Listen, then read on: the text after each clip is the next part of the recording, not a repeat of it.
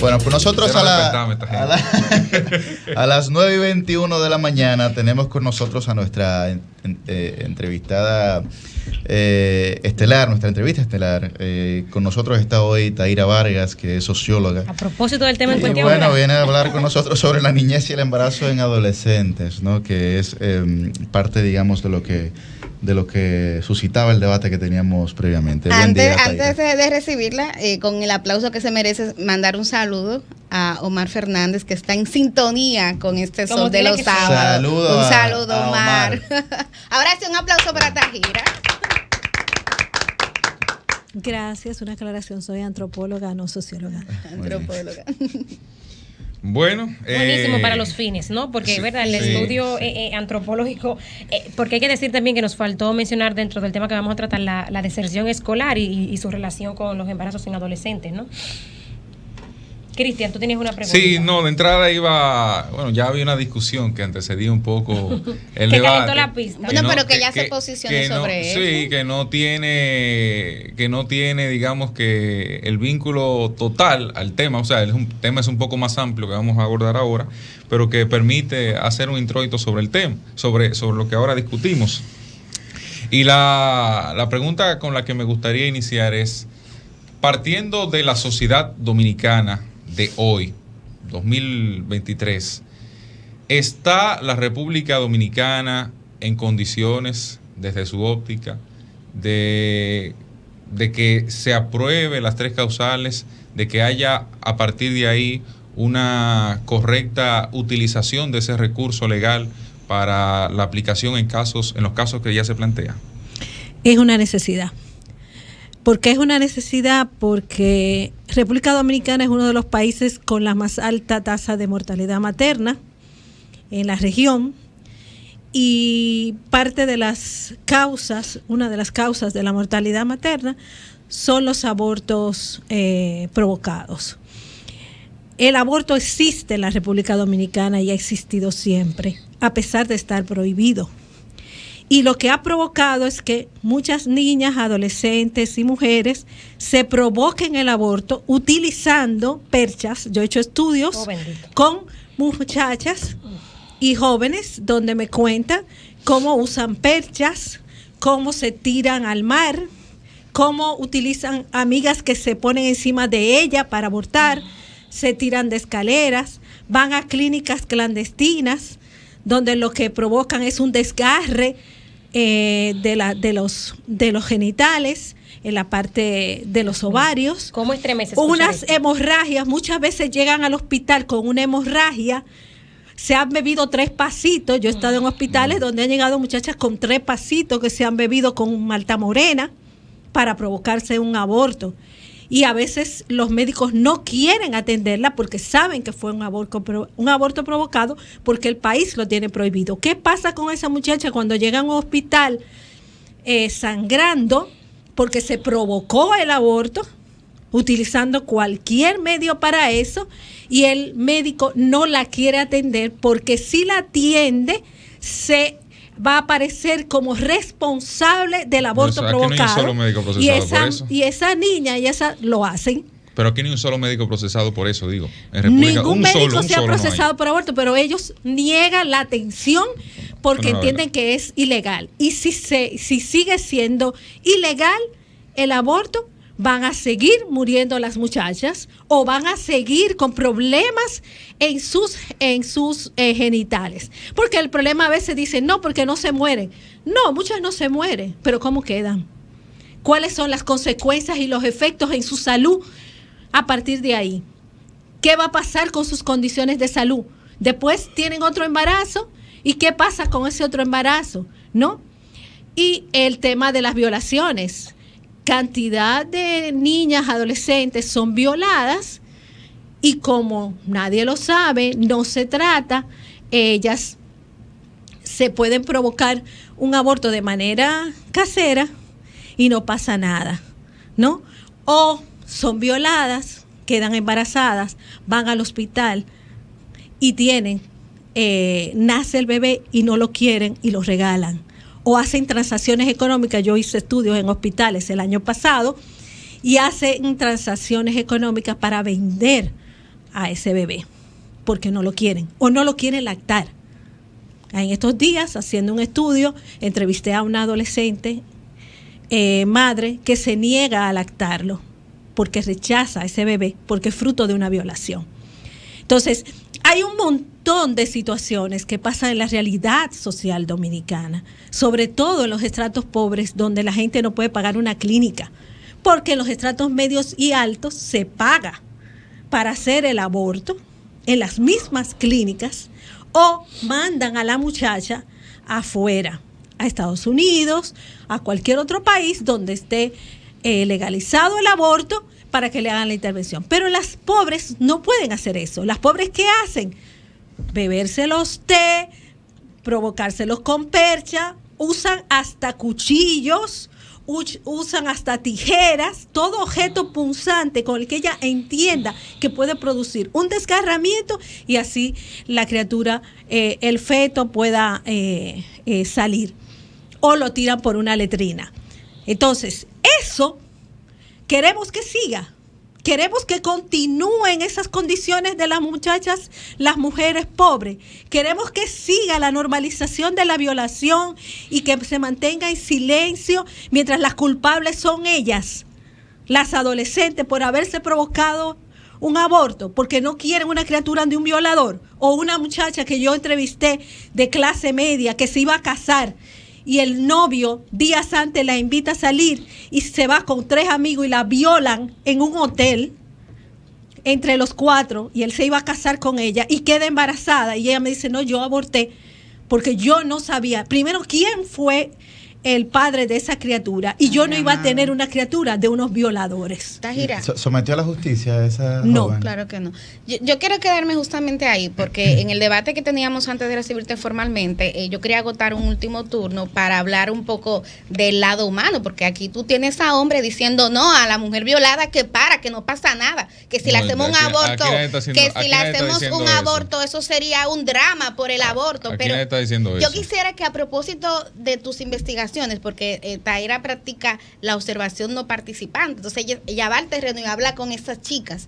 O sea, el drama, Tahira, de las adolescentes, de las niñas, porque sí, hay que hablar de niñas también, y de las mujeres violadas, y lo que implica para ellas una obligación a tener que parir un producto de esa violación, que es un trauma y que marca la vida de una mujer, porque aquí mis compañeras de panel podrán decir lo que implica para una de nosotras cuando un hombre nos pone la mano y que nosotras no queremos. Entonces, ¿qué implicaría entonces en el caso de que haya un embarazo y haya una violación sexual?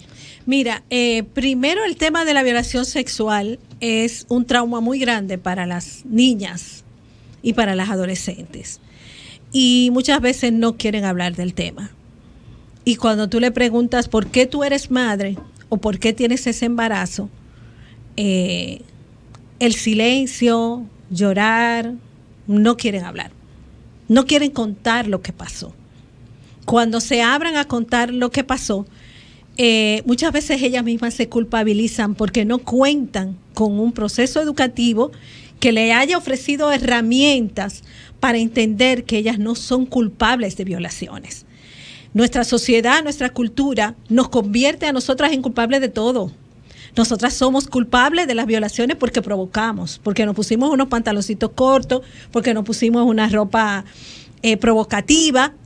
Y el tema de las violaciones es tan fuerte que yo en los últimos años, en los últimos 20 años, la mayoría de las adolescentes y de las niñas que entrevisto y que le hago historia de vida han sufrido violaciones. Wow, eso es terrible. Y de gente de la familia, de hermanos, de tíos, de primos, de padres, padrastros y de personas cercanas. No es una niña que anda caminando por la calle y aparece un hombre y la secuestra y la viola. No, la violación está en el escenario familiar y la explotación sexual, que ese es otro punto también que hay que destacar. O sea, hay niñas y adolescentes que son vendidas por la familia o les sacan beneficios y las ponen a tener sexo con vecinos. Hubo una muchacha que me contaba cómo su tía, ella con 9 años, la amarraba y ponía a vecinos a violarla y a sacar dinero de eso. Pero Dios mío, señor. Imagínate una muchacha que amarrada la están violando hombres porque le están sacando beneficio y queda embarazada de esos hombres. ¿Qué va a pasar con ella? Y muchas, incluso en el estudio de trata, yo entrevisté mujeres que se habían ido fuera porque habían sido violadas, porque habían quedado embarazadas y dejaron sus hijos y se fueron. Dios mío. Incluso cuando entrevisto a los hijos, me dicen, yo no sé de mi madre, yo no sé por qué se fue, yo no sé por qué nos abandonó, porque la idea que le dan es, ella te abandonó, no te cuentan la historia de qué fue lo que le pasó a tu madre y por qué se fue y decidió dejarte.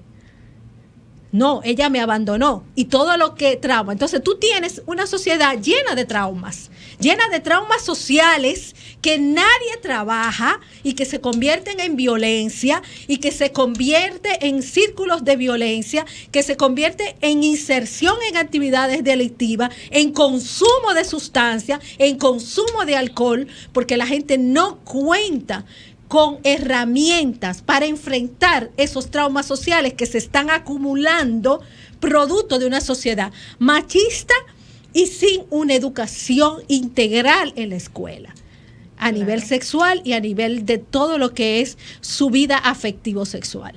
Desde el aspecto antropológico, ¿qué ha podido observar en estos levantamientos y estos estudios que haya detrás de los causantes de estas violaciones? Hablamos de los parientes, de todo el entorno que pudiera estar detrás de esas violaciones. Mira, yo he entrevistado a violadores. Yo hice un estudio sobre masculinidades y violencia de género para Profamilia y yo he entrevistado a violadores en las familias y en las cárceles. Y ellos justifican su conducta. Incluso yo entrevisté a un hombre que violaba a su hija. Hombres dominicanos. ¿Qué dicen? Él dice que ella es su hija, que ella le pertenece.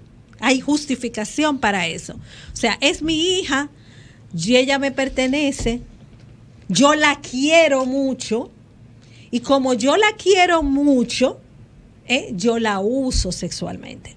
Entonces, hay una noción que es parte del machismo de que el hombre entiende que el cuerpo de la mujer siempre le pertenece, aún no la conozca.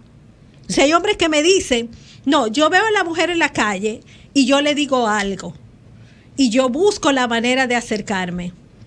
Y cuando yo me acerco a ella, yo sé que ella quiere, lo que pasa es que ella dice que no. Ese es el otro punto. Ellos piensan que la mujer siempre quiere el sexo, siempre está disponible para el sexo, pero como está llena de tabúes y miedos, ella dice que no. Entonces yo sé que ella quiere y yo sabía que ella quería, y en las violaciones a las mujeres les gusta. Además del machismo, ¿qué puede influir en ese comportamiento y el en ese pensar de los violadores? Porque social, claro, de estos hombres? No, porque el machismo, machista. No, porque cuando lo plantean como machismo, bienvenida a la aclaración de Cristian. Gente que no está ahí. Bienvenida a la aclaración de Cristian. Además del aspecto cultural y de la posición con la que se crían los hombres, ¿qué hay? Mira, los violadores son más frecuentes de lo que que nos imaginamos. O sea, a veces creemos que violadores están allí y los hombres que no son violadores están aquí. Ay. En un estudio del acoso sexual, un estudio que yo hice sobre acoso sexual, no de menor medida, ¿no? Entrevisté acosadores. Y el instinto de los hombres acosadores es hacia la violación. Es como la primera puerta hacia la violación. Entonces, hay el tema de la violación sexual, se conjugan varios factores. El machismo es uno de ellos. ¿Por qué es el machismo? Porque es entender que yo tengo poder sobre ti. Claro. Y que yo voy a ejercer mi poder sobre ti. ¿Y cómo ejerzo mi poder? Desde el sexo. De esa manera. Y tú me perteneces. Tú siempre vas a estar disponible para mí. Esa lógica de tú vas a estar disponible es una lógica machista. Es una visión de la mujer por debajo del hombre. ¿Y los otros factores? Y otros factores son el tema de la violencia, la fascinación por la violencia. O sea, al niño se le enseña a ser violento y a gustarle la violencia. Se le educa y se le cría en las prácticas de crianza. Yo hice un estudio sobre prácticas de crianza para Plan Internacional. En las prácticas de crianza, estampar el niño la violencia, juegos violentos, uso de todo tipo de juegos violentos, juegos de peleas, ¿no? Entonces el niño tiene que aprender a ser violento y a fascinarle la violencia. Los niños te dicen que yo lo que quiero es tener una pistola, porque tengo una de juguete, pero yo quiero una de verdad, ¿no entiendes? Entonces esa fascinación por la violencia provoca también que la violación se combine con ese machismo y esa fascinación por la violencia y el placer de ver al otro con miedo hacia mí, de ver al otro en una posición de sumisión hacia mí, que provoca un placer. Pero que el problema de verlo como patología es que lo vemos como algo individual, y no es individual, es social, es estructural. Porque además se fomenta en los grupos de pares de adolescentes. Se fomenta. Mira, tú viste a esa muchacha, mírala ahí, ¿tú qué crees que va a hacer? Viólala, tú verás. O entre el grupo coordinan para violarla en grupo. ¿Me entiendes? Aquí se hacen muchas violaciones en grupos. En los grupos. Una pregunta, Citaire, porque uno no es, por lo menos, uno no es consciente ni escucha ese tipo de situaciones. ¿Qué tan común es eso de las violaciones en grupo? ¿Por qué las mujeres que son víctimas de esas violaciones en grupo no acuden ante la acción de la justicia? ¿Qué las detiene? ¿Que hay algún tipo de acceso? Mira, por varias razones. La mayoría de las prácticas de violencia que se producen desde una relación íntima no se denuncian. Primero, la mujer no está consciente de sus derechos. Y la adolescente. O sea, no está consciente de el derecho que ella tiene a no aceptar una situación que ella no quiere. No está consciente del poder enfrentar esa situación, no está consciente de que la violación es un delito y que lo pueden denunciar. No están conscientes de ello porque justifican la violación y se autoculpabilizan ante una situación de violación. Pero además le tiene miedo a enfrentar al violador, al violador, que generalmente es una persona conocida y que está conviviendo con ellas en su propia comunidad o a veces en la propia familia. Con autoridad sobre y ellas. Tiene una relación de autoridad y de poder sobre ellas. Entonces, el miedo provoca la barrera a la denuncia. Pero además, ¿qué significa que yo denuncie? Cuando un adolescente va, yo lo he visto en cuarteles, que cuando un adolescente va con otra amiga a poner una denuncia, le dicen, no, tú eres menor, tú no puedes poner denuncia. ¿Con quién tiene ella que ir? Con un adulto. ¿Y si el adulto es el violador? Y a veces el adulto es de la familia. Entonces, ¿cómo yo le digo a mi mamá que mi papá me violó? No me lo va a creer. Y me dicen, si yo se lo dije, ella no me lo cree. Porque también toda esta visión adultocéntrica de que el niño y la niña mienten, de que no tienen la razón y son los adultos los que tienen la razón. Todo eso provoca que se le haga difícil denunciar, además de que no cuenta con un sistema de justicia que proteja a las personas menores en su derecho a denunciar y a tener acceso a ese proceso. Eso es pasible de una excelente modificación legislativa. Vamos a una pausa y retornamos en breve con este tema. Cambio y fuera. El sol de los sábados. Bien, a las 9:46 de la mañana estamos de vuelta con el Sol de los Sábados, que ha tenido un debate excepcional detrás de cámaras, en el que ha primado el sosiego, ha primado la cordura, ha primado el diálogo, más no la estridencia, ¿no? Más no la estridencia. Bueno, nosotros seguimos con Taira Vargas, que es antropóloga, y estamos hablando con ella sobre embarazo en adolescentes, deserción escolar, Susi. Antropóloga, Taira, investigadora y articulista. Así es. ¿Cómo trabajar con estos temas para identificar estas posibles situaciones de abuso, para poder prevenir y que no le pasen a los adolescentes, a las adolescentes? ¿Por qué? porque, bueno, tenemos estos abusadores en potencia, abusadoras en potencia. Me llamó mucho la atención el caso que comentaste de una tía, o sea, a veces pensamos que los abusadores solo son los hombres y ver que mujeres mercadean sus familiares, sus adolescentes, mujeres más pequeñas, es como inconcebible para mí que otra mujer ponga a una niña en esa situación. ¿Cómo esta persona joven puede prevenir algo como esto si está en poder, en tutela de este otro adulto que es un abusador? Mira, qué bueno que tú preguntes eso. Ahí hay varias cosas.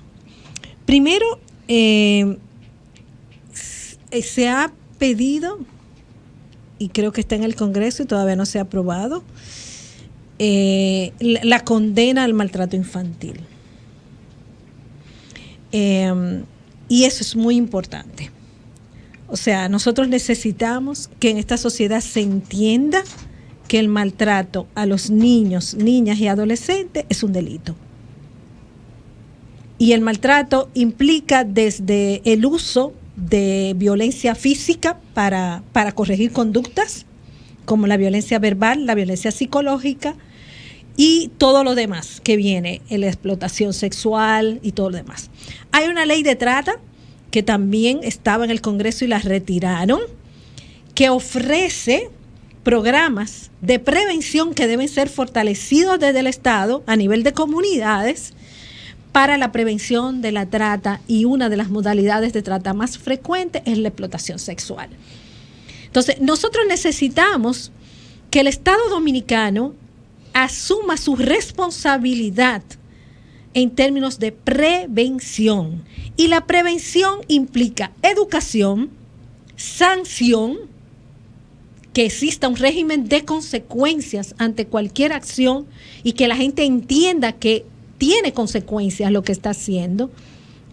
Trabajo comunitario, trabajo social en las comunidades, ofrecer servicios de salud a nivel de lo que es la salud mental y con perspectiva social en las comunidades, en esas infraestructuras que existen, que son los centros de atención primaria, pero que sea un trabajo de salud comunitaria que favorezca la prevención. Pero necesitamos también campañas educativas, que es mucho dinero que se gasta en publicidad y poco dinero en campañas educativas.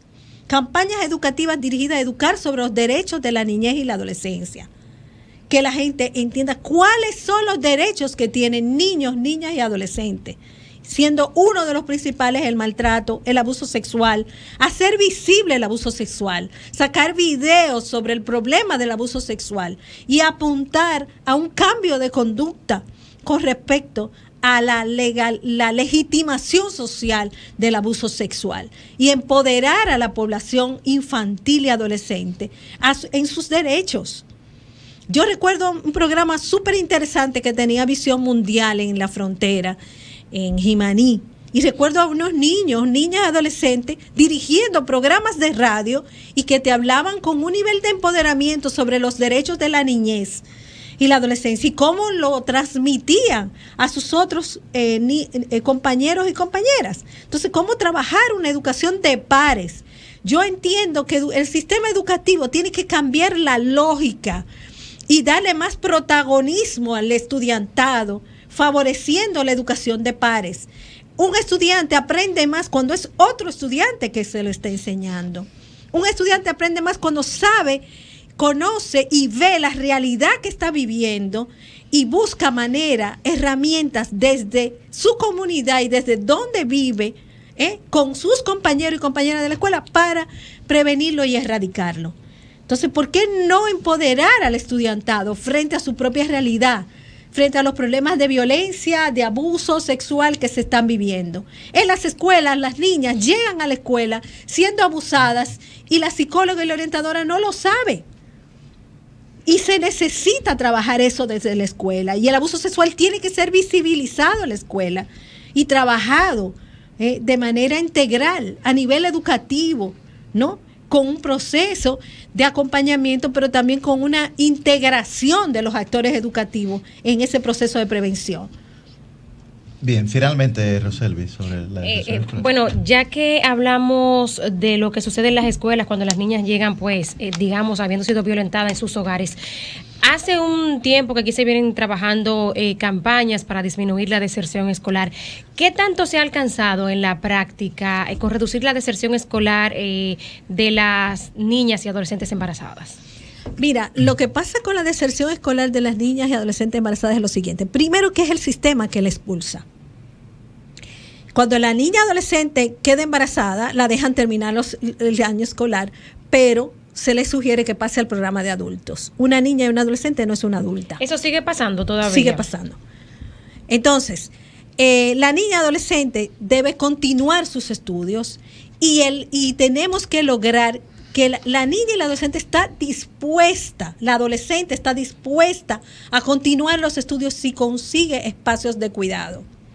Hay un sistema de cuidado, ¿por qué no fortalecer ese sistema de cuidado de manera que todos los municipios, en todas las comunidades, hayan espacios de cuidado para niños, para bebés, de madres adolescentes que no tienen con quién dejarlo y que puedan seguir estudiando y saber que están siendo cuidados sus hijos e hijas? ¿Me entiendes?